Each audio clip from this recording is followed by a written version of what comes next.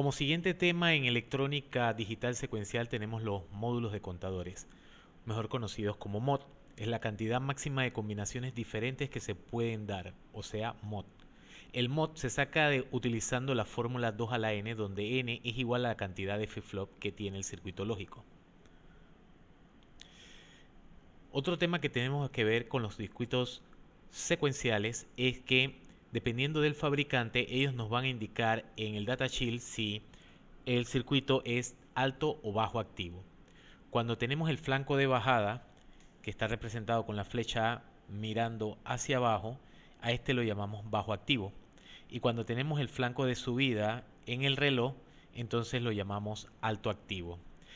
Independientemente de que sea alto o bajo activo, los diseños digitales van a ser similares. Lo único que va a variar es el tiempo de respuesta entre alto y bajo activo. Estos circuitos secuenciales se caracterizan por dos cosas. Una de ellas es que necesitan un reloj en la entrada y la otra es que la mayoría de los circuitos secuenciales tienen una realimentación. Eso significa que la salida vuelve y entra a la entrada del circuito, realimentándolo. Tenemos diferentes tipos de reloj en los que tenemos los piezoeléctricos que cuentan de un cristal. Tenemos los circuitos RC, que son circuitos tanque que por lo general están unidos a un circuito piezoeléctrico. Tenemos los osciladores nucleares o los relojes atómicos, los RTC, que son dispositivos que utilizan una batería y un cristal para generar un pulso. Y también tenemos el circuito 555 que también utiliza un circuito de carga y de descarga tipo tanque como el RC, en donde dependiendo de la resistencia y el capacitor, o sea la carga y la descarga, el circuito va a oscilar. Él tiene tres configuraciones que ustedes podrán ver en el datasheet del 555, que son la estable, la monostable y la biestable. Aquí tenemos un ejemplo de cómo sería la entrada de pulso en alto activo y un ejemplo de cómo sería la entrada de el bajo activo. Si suponiendo que ambos iniciaran de cero, podemos ver que hay un desfase.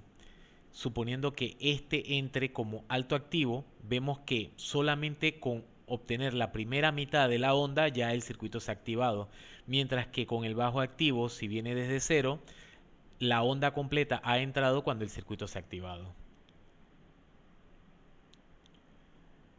Como nota, el preset y el clear son entradas asíncronas. La entrada preset o poner, que sirve para poner directamente en el biestable un 1 en la salida Q. Recuérdense que si en la salida Q tenemos un 1, en su complemento vamos a tener un 0. La entrada clear, que borra, que significa poner en 0 en las entradas Q. Todos los circuitos que traigan registro de la serie 74, LS y HC tendrán un clear y un preset. Aquí tenemos el diseño del flip-flop tipo JK, donde tenemos su tabla de la verdad. Esta tabla de la verdad no va a cambiar porque nos las está suministrando el fabricante.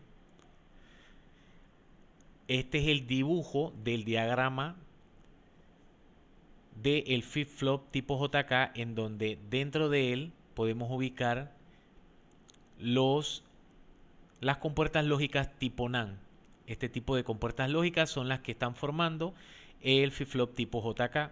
Aquí vemos el reloj, que es el clock, las entradas J y K y sus salidas Q y Q negado.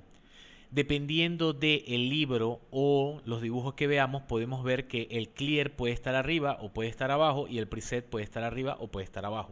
Eso va a depender de la persona que lo está dibujando. Recuérdense que esto es un diagrama o un símbolo del sistema y no es el diseño final.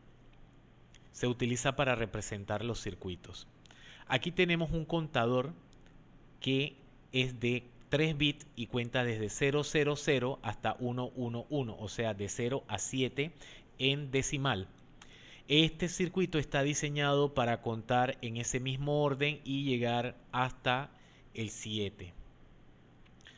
Como podemos ver, nosotros tenemos un clock y cada una de las entradas de el primer flip-flop. Digamos, en este caso, este es el flip-flop número 0, este es el 1 y este es el 2.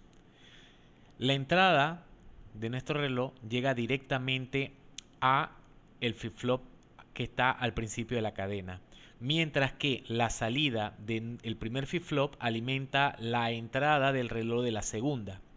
En este caso podemos ver que este flip-flop es un bajo activo porque se está activando cada vez que el flanco está de bajada.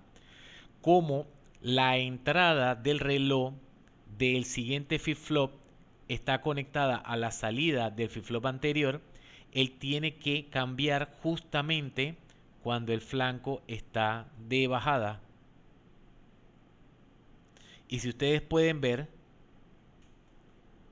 cada vez que los flancos están de bajada,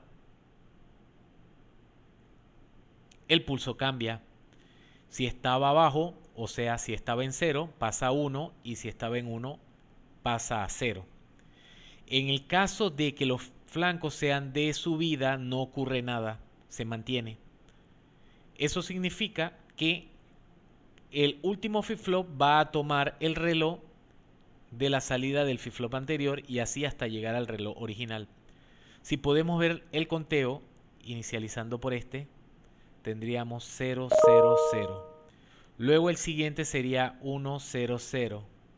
En este caso lo podríamos poner en este orden, asumiendo que este es el flip-flop 0 y este de acá es el flip-flop 2. Y el del medio sería el flip-flop 1. Y luego, si vemos aquí en el pulso número 8, lo vamos a poner aquí abajo porque aquí vienen los demás conteos, llega hasta 111, que en decimal o en octal sería 7. Y luego nuevamente reinicia en el siguiente pulso a 0. Y este sería el módulo de contadores y un contador de 3 bits. Recuerden que esta información la pueden encontrar en nuestro libro que está de venta en Amazon.